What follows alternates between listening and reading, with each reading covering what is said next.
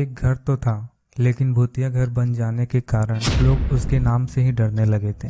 यदि कोई भूला भटका यात्री इसमें आके ठहर जाता तो उसका क्या हाल होता, यह तो वही जानता था। वहाँ के आसपास रहने वाले लोगों को उस घर में रुकने वाले लोगों की सिर्फ चीखें ही सुनाई देती थीं।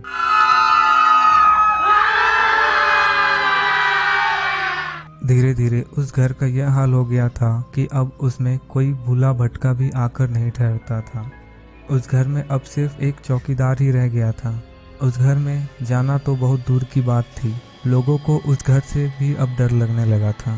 सब लोग यही सोचते थे कि यह घर तो भूतिया है, फिर भी चौकीदार इस घर में कैसे रह लेता है? क्या उसे भूतों से डर नहीं लगता?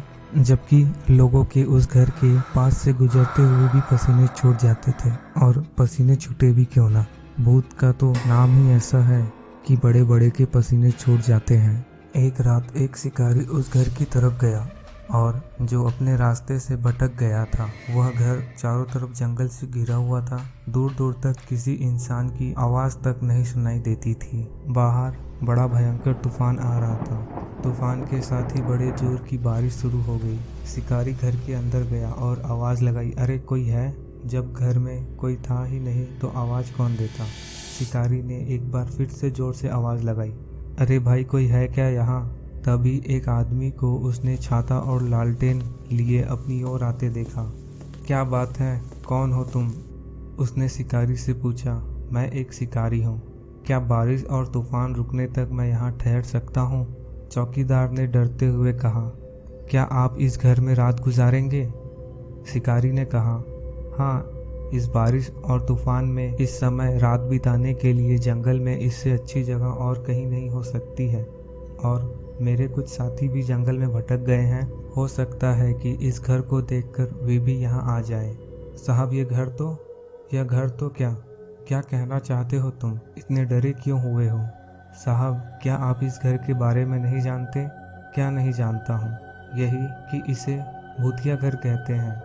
यह भूतों का घर है, इसमें भूत रहते हैं। यह बात चारों तरफ फैली हुई है, आपको कैसे नहीं पता? क्या भूत? हा हा हा हा, बाबा ये तुम कैसी बात कर रहे हो? विज्ञान के युग में आप ऐसी बातों पर कैसे यकीन कर सकते हैं? मैं सच कह रहा हूँ, यह भूतिया घर है। होगा, तुम जाकर हमारे लिए चाय का इंतज़ाम करो। इस घर में रहने वाले भूतों को मैं देख लूँगा। चौकीदार ने गहरी नज़रों से शिकारी की ओर देखते हुए शिकारी को देखा और चला गया। थोड़ी देर बाद वह चाय लेकर आया। फिर चौकीदार ने शिकारी से पूछा, लगता है साहब आप जंगल में पहली बार आए हैं। हाँ, आपने ठीक पहचाना। क्या मैं आपका नाम जान सकता हूँ? चौकीदार बोला। शिकारी बोला, मेरा नाम कुंवर राणा है। अच्छा, तो आप राजा जी के बेटे हैं? हाँ बाबा, कभी हम लोग राजा थे, अब तो केवल नाम के लिए ही रह गया है। अब कौन राजा और कौन प्रजा? फिर शिकारी उस कमरे से दूसरे कमरे में चला गया और वहाँ जाकर टहलने लगा। टहलते हुए वहाँ की रखी हर चीज़ को बड़े ध्यान से देख रहा था। कुछ चीज़ें तो जानी पहचानी लग रही थी, मानो वह उन चीज़ों को पहले देख चुका हो। चौकीदार ने बाहर से आवाज़ लगाते हुए कहा, साहब आपको कुछ चाहिए हो तो मुझे आवाज़ दे देना, मैं बाहर ही हूँ। शिकारी बोला, ठीक है बाबा। इतने में शिकारी को कुछ आहट महसूस हुई, किसी के होने का एहसास हुआ। फिर अचानक पायल की छन छन की आवाज़ होने लगी।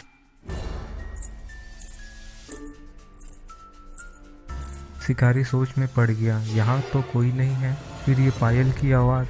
शिकारी उस आवाज़ के पीछे चलने लगा।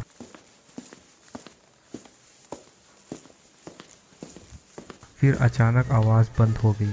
शिकारी ने देखा उसके सामने एक सुंदर लड़की खड़ी थी। शिकारी ने पूछा, कौन हो तुम? लड़की ने कहा, मुझे तुम्हारा ही इंतज़ार था। मेरा इंतज़ार? हाँ, तुम्हारा ही इंतज़ार। अब मेरा बदला पूरा होगा। कैसा बदला? इतना कहकर लड़की गायब हो गई। शिकारी के डर से पसीने छूटने लगे और वह चौकीदार से बोला, बाबा वह लड़की कौन थी? चौकीदार बोला, साहब वह मेरी बेटी सुमन है। शिकारी चौंक कर बोला, क्या बाबा, तुम्हारी बेटी? लेकिन वह एकदम से कहाँ चली गई? चौकीदार साहब, वह चली नहीं गई, अदृश्य हो गई। शिकारी, ये सब क्या हो रहा है? मेरे तो कुछ समझ नहीं आ रहा है बाबा, आप मुझे विस्तार से बताइए। चौकीदार रोते हुए, साहब दुर्भाग्य से वह मेरी बेटी है जो अब जीवित नहीं है। उसे आपके बड़े भाई से प्रेम हो गया था, तब आप बहुत छोटे थे, लेकिन जब आपके पिताजी को यह बात पता चली तो राजा जी ने मेरी बेटी को फांसी की सजा दे दी। उसका शरीर तो खत्म हो गया, लेकिन उसकी आत्मा बदले की आग में जल उठी। वह अब एक भयानक प्रेत बनकर लौटी है और एक एक करके सबको उसने मार डाला है। आपको राजा साहब ने पहले ही पढ़ाई के लिए बाहर भेज चुके थे, लेकिन सबको मारने के बाद भी उसका गुस्सा शांत नहीं हुआ था। उसे आपका ही इंतजार था। अब वह आपको मारकर अपना बदला पूरा करना चाहती है। चौकीदार वहां से उठकर बाहर चला गया। तभी शिकारी को तहखाने में से किसी के रोने की आवाज आई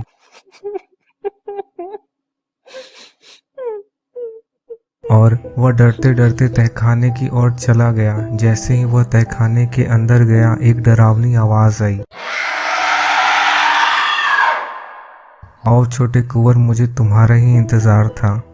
वह बहुत ही डरावना दृश्य था। बिखरे बाल, लाल लाल बड़ी बड़ी जिंदा निगल जाने वाली आंखें, भयानक चेहरा और अपना मकसद पूरा होने की वह अहंकारी हंसी।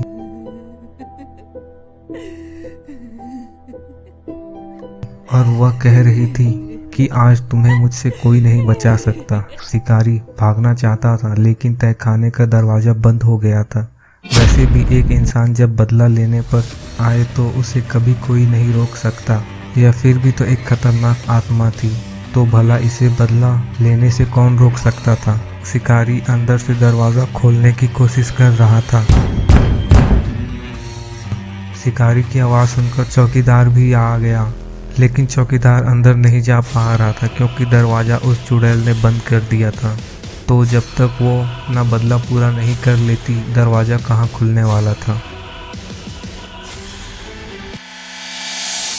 तभी तहखाने के दरवाजा पर खड़े चौकीदार को एक दहशत भरी चीख सुनाई दी।